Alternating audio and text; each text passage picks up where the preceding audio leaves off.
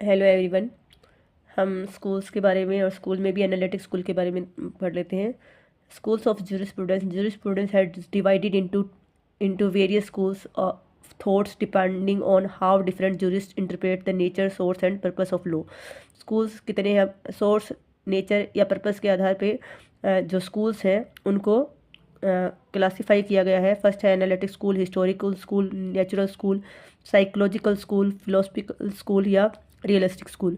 यहाँ पे हम डिस्कस करने जा रहे हैं एनालिटिक स्कूल के बारे में। एनालिटिक स्कूल क्या है? एनालिटिक स्कूल क्या है? Relation of law with state. अब इसके जो मेन जुरिस्ट हैं हमारे बेंथम, ऑस्टिन, हर्ट और कैल्सन हैं। तो बेंथम को क्या बोलते हैं हम? फाउंडर ऑफ जुरिस्प्रूडेंस भी बोलते हैं, फाउंडर ऑफ द स्कूल। और ऑस्टिन को हम फादर बोलते हैं। इन्होंने जो थ्योरी दी है, इसकी जो मेन थ्योरी है आपकी, थ्योरी ऑफ यूटिलिटी दी है बेंथम ने। और इन्होंने क्लासीफाई किया है जुरिस्प्रूडेंस को एक्सपोनेंशियल और सेंसोरियल में। एक्सपोनेंशियल मतलब what is law and censorial मतलब what ought to be law. उसके बाद ऑस्टिन ने इम्पेरेटिव थ्योरी दी है लॉ की। CSS मतलब सी मतलब कमांड, एस मतलब सॉवरन की, एस मतलब सैंक्शन। अगर वो फॉलो नहीं करोगे तो आप पे सैंक्शन लगेंगे। क्लासिफिकेशन इन्होंने भी किया है प्रॉपरली सो कॉल्ड और इम्प्रॉपरली सो कॉल्ड में। हार्ट ने अपनी थ्योरी को डिवाइड किया है प्राइमरी रूल और सेकेंडरी रूल में। कैल्सन ने हमें दी है हमारी प्योर थ्योरी ऑफ लॉ और बताया है कि लॉ रिलीजन्स, मोरलिटी या एथिक या सोशोलॉजी किसी पे डिपेंड नहीं है, वो प्योर है। तो ये सब हमारे जूरिस्ट हैं जिन्होंने एनालिटिक थ्योरी के बारे में बताया है। हम मेनली बेंथम और ऑस्टिन के यहाँ डिस्कस कर रहे हैं। The main aspects of this school is relationship of law with state. Main exponent of this schools are Jerry Bentham and John Austin. Both are popularly known as father of analytic school. Founder of analytics Jerry Bentham को हम founder भी बोलते हैं analytic school का। Book है इनकी limit of jurisprudence defined. Objective क्या थे इनका? जो ऑब्जेक्टिव था मैक्सिमम लिबर्टी क्या देगी? मैक्सिमम हैप्पीनेस देगी। इसी को डॉक्ट्रिन ऑफ यूटिलिटी बोलते हैं। According to Bentham the ultimate end of law is greatest happiness of greatest number and the ultimate purpose of law is to bring pleasure and avoid pain. यानी मतलब pen को कम करना है, avoid करना है और प्लेजर को लेके आना है। तो मेन पर्पस यही है लॉ का। To eradicate hurdles on the freedom of humans beings. जो ह्यूमन्स बींग की फ्रीडम में जो हर्डल्स हैं उनको दूर करना। This mean the Bentham was a supporter of laissez faire, मतलब लेट द मैन फ्री। तो ये स्पोर्टर है, ये मैक्सिम दी है, इसको भी याद कर लेना आप, लेज फियर को, ठीक है। अब जॉन ऑस्टिन के बारे में पढ़ लेते हैं। जॉन ऑस्टिन को इनका फादर कहा गया है एनालिटिक स्कूल का जुरिस्प्रूडेंस में। His lecture are accumulate in the name of province of jurisprudence defined.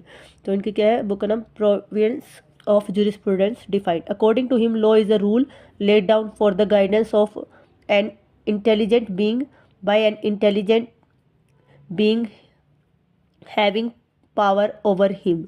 Law is a command by sovereign backed by sanction. तो उन्होंने क्या कहा? लॉ एक कमांड है सोवरन की जिसको ना फॉलो करने पे आपके सैंक्शन लगेंगे। Anything that is not a command is not a law. जो कोई कमांड नहीं तो वो लॉ भी नहीं।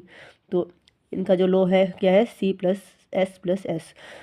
तो jurisprudence analytical school is also known as, इसको काफ़ी नामों से जाना जाता है। दैट इज इंग्लिश लॉ भी, इंग्लिश स्कूल भी बोलते हैं, एनालिटिक स्कूल भी बोलते हैं, इंपेरेटिव स्कूल भी बोलते हैं, पॉजिटिव स्कूल भी बोलते हैं और ऑस्टिनियम स्कूल भी बोलते हैं। मेन आइडिया क्या है? How is the command of the sovereign, it is what the state lays down and enforce, no connection between law and morality. जो बेंथम या ऑस्टिन है ये नेचुरल जो स्कूल है उसको बिल्कुल मतलब उसके अगेंस्ट है। ये कहते हैं मोरालिटी से कोई लेना देना नहीं है इसका लॉ का। तो ये सिर्फ एक कमांड है सोवरन के द्वारा दी गई। Study what law is not what is ought to be. तो यानी जैसा दिया है, जो बता दिया वही, जो सोवरन ने बताया वही लॉ है। ये क्या होना चाहिए क्या नहीं होना चाहिए इस पर डिपेंड नहीं है। इस थ्योरी के एलिमेंट की बात करें तो command, how is expression of sovereign will. उसके बाद सेकंड एलिमेंट है आपका सोवरन, थर्ड एलिमेंट आपकी ड्यूटी, फोर्थ आपका सैंक्शन, फिफ्थ आपका positive law. Positive law as it is free from morality and justice. Characteristic की बात करें तो मैन मेड है, नॉट बाय नेचर और या डिवाइन सोर्स। डिटर्मिनेसी है आपकी, स्पेसिफिक है, आइडेंटिफाइबल रूल होंगे। एक्सक्लूड मोरालिटी, मोरालिटी को एक्सक्लूड कर दिया गया है। और इन्फोर्सेबल बताया है। उसके बाद क्रिटिसिज्म की बात करें तो इस थ्योरी के काफ़ी क्रिटिसिज्म हुआ। सबसे फर्स्ट इसका क्रिटिसिज्म था कि मोरालिटी को एक्सक्लूज किया। उसके बाद इग्नोर किया कस्टमरी लॉ को, अनसुटेबल है ये मॉडर्न सोसाइटी के लिए, फेल हो गया ये एक्सप्लेन करने में इंटरनेशनल लॉ को, फेल हुआ ये understand complexity of modern law को, निगलेक्ट किया इसने purpose and function of law को, जजमेंट लॉ को भी जज मेड लॉ को भी इग्नोर किया गया है यहाँ पे। तो ये सब कुछ इसके क्रिटिसिज्म इस बेस पे इस थ्योरी के हुए। आई होप आप सबको समझ आया होगा। Please like share and subscribe.